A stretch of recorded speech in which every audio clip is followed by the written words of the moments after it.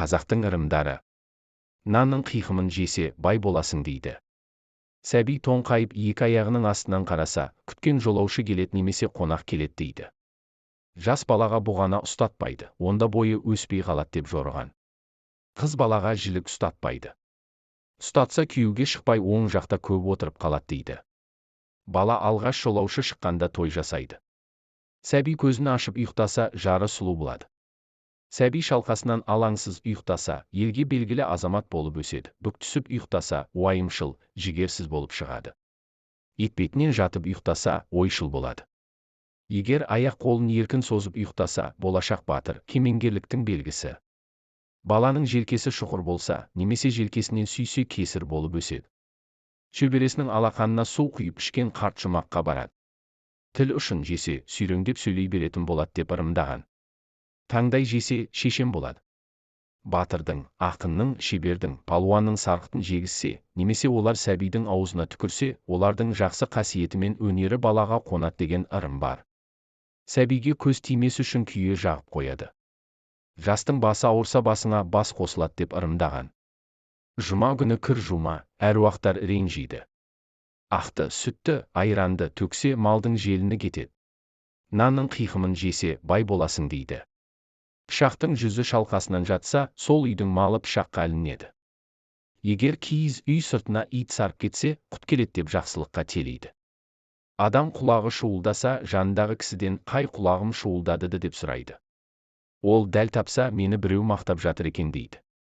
Таба алмаса, жамандап жатыр екен дейді. Жаңа туған ботасы бар үйге қызыл жалау байлап қояды.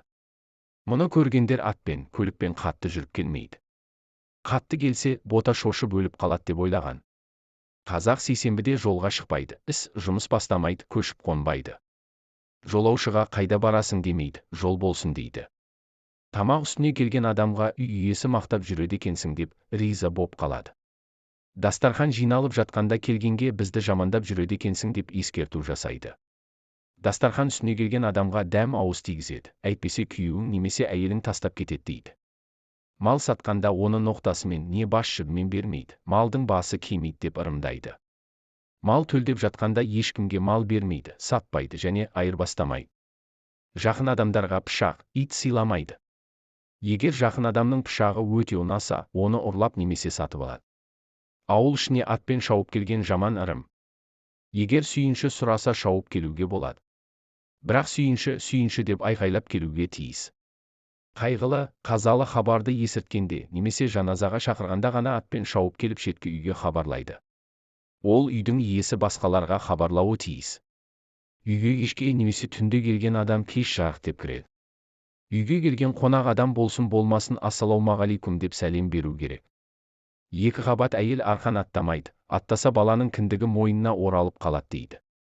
Біреу әңгіме айтып отырғанда, сәби түшкіріп қалса, шын айтқаны деп ойлайды. Аты сүріншек болады деп балаға төстің сүріншегін жегізбейді. Қазақ сәтті күн деп істі сәрсенбі күні бастайды. Көзге теріскен шықса, саусақ арасынан қол шығарады. Мысыққа тамақ бергенде ертең ұмытып кетесің деп маңдайынан шертіп береді. Тауық мезгілсіз шақырса, жаман ырым. Егін қышса бір жерден дәм татасың. Адамның келіншек отырған жақтағы аяғы үйіп қалса, ол екі қабат екен деп ырымдайды. Егер өздері әкелген сыбаға немесе тамақтан жесе, ол үйдің әйелі қыз табады дейді. Бейуақытта ұйықтаған, жылаған жаман болады. Қолды жуғаннан кейін оның суын сілікпейді, орамалмен сүртеді. Бала қаспақ жесе, оның үйлену баласы шымыр болсын деп, екі қабат әйелге сағыз шайнатады. Түсік тастамасын деп, жас әйелдің етегін бүріп қояды. Екі қабат әйелдің күні жақындаған кезде, жер ана қуат бер деп жалаң аяқ жүргізеді. Жас босанған немесе аяғы ауыр әйел түнде суға бармайды. Екі қабат әйелге пышақ, ара, қайшы ұстатпайды. Ұстаса мерзімінен бұрын босанады деген ырым бар. Баласы кіндігіне оралып қалады деп, екі қабат әйелге ине жіп ұстатпайды. Бала ортан жіліктің майын жесе, ата-анаға мейірімсіз болады. Екі қабат әйел қоян етін жесе, баласы қоян жырық болып туады деседі.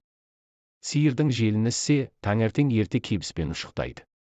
Жас келіннің төсі, малдың желіні іссе, қайтыс болған адамды жуған қолғаппен аптайды. Жаңадан қайнатқан сабынды жоғары қойса, ол үйге түскен келін өр көкірек болады.